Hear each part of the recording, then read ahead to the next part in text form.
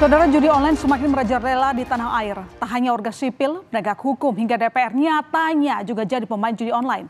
Padahal judi online selalu membawa dampak buruk di kehidupan. Selain menimbulkan kecanduan, judi online bisa menimbulkan tindakan kriminal, bisa juga mengganggu kondisi ekonomi, hingga menyebabkan perceraian, yang jelas juga merugikan negara. Saudara, baru-baru ini Pusat Pelaporan dan Analisis Transaksi Keuangan PPATK buka-bukaan ada lebih dari 1.000 orang anggota Dewan terlibat judi online.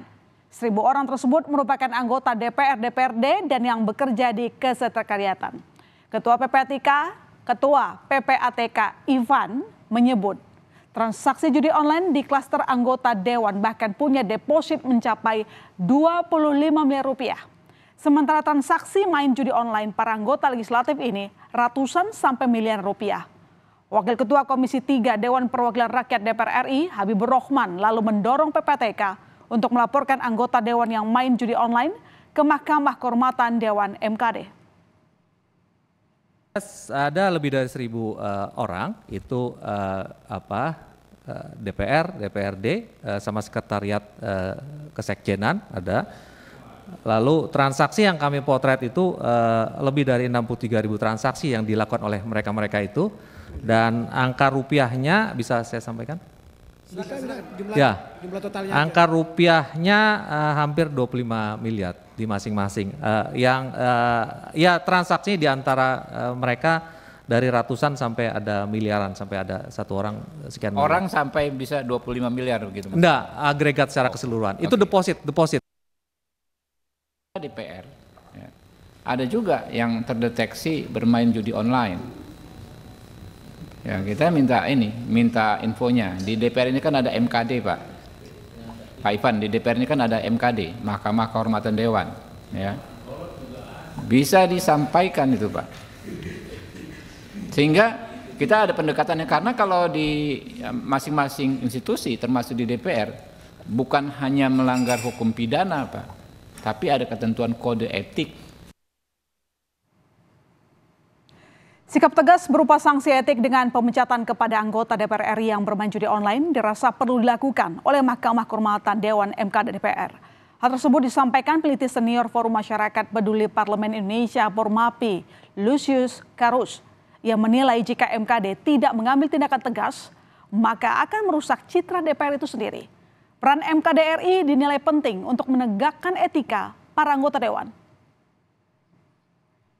Yang sangat berguna bagi MKD untuk kemudian memastikan nama-nama yang disebut dalam daftar PPATK itu bisa diproses secara etik oleh MKD, ya. Dan buat saya hukuman paling tepat bagi mereka yang kemudian namanya dan bisa dikonfirmasi tentu terlibat dalam judi online, ya harus diberhentikan secara tegas gitu ya oleh MKD ya, karena semakin lama mereka bertahan itu akan semakin merusak citra dan marwah DPR. Itu juga akan semakin kuat memelihara tradisi korupsi pada anggota DPR. Ya saudara, judi online terus merambah ke seluruh profesi, tak terkecuali penegak hukum yang masih segar dalam ingatan.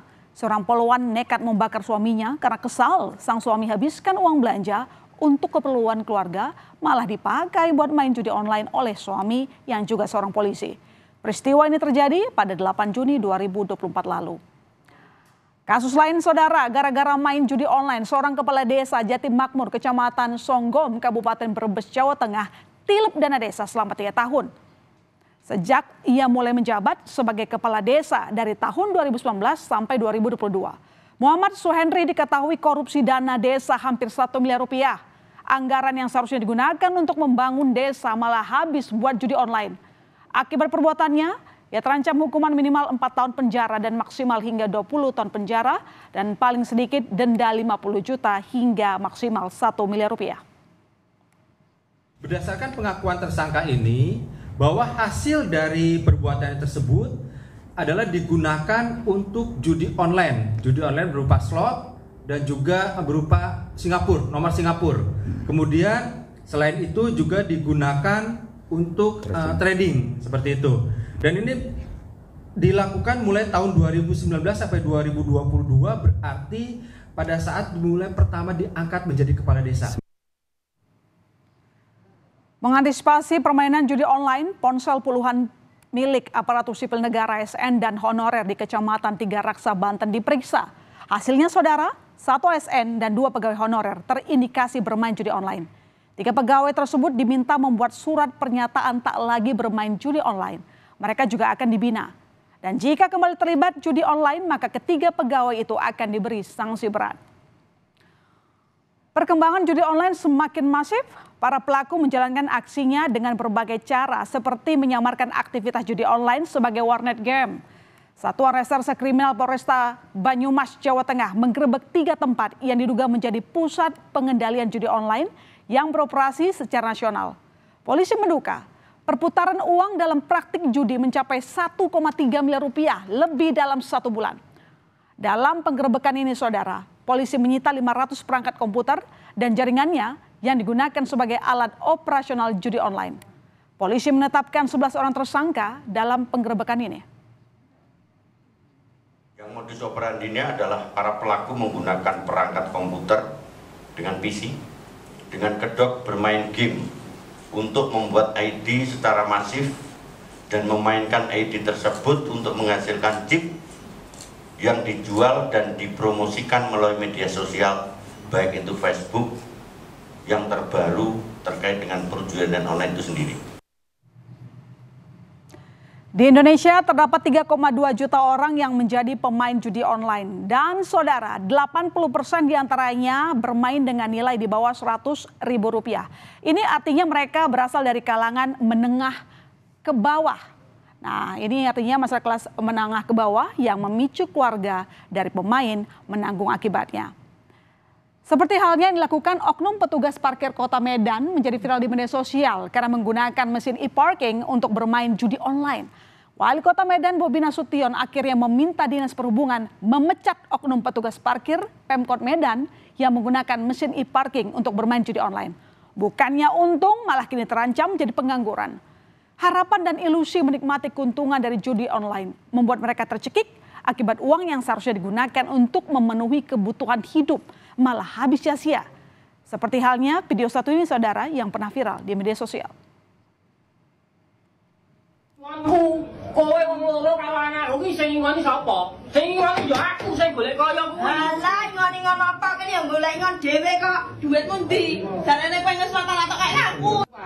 Nek misale kula niku leren le ngeslot, leren le judi, leren adu jago gak anak bojo kula ajeng mak menapa, Pak? Wong bantuan nggih mboten tau entuk. Napa-napa mboten tau entuk.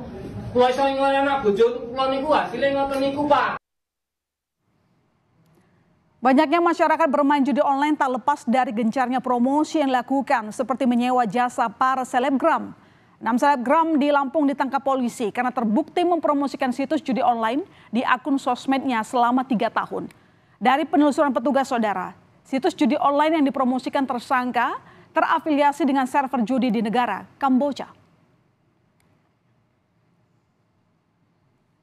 Ya, polisi juga menangkap kakak adik yang diketahui sebagai perekrut 70 selebgram untuk promo judi online. 2 kakak beradik ini diketahui sebagai operator 27 situs judi online dengan cakupan wilayah Bogor, Depok, dan Jakarta.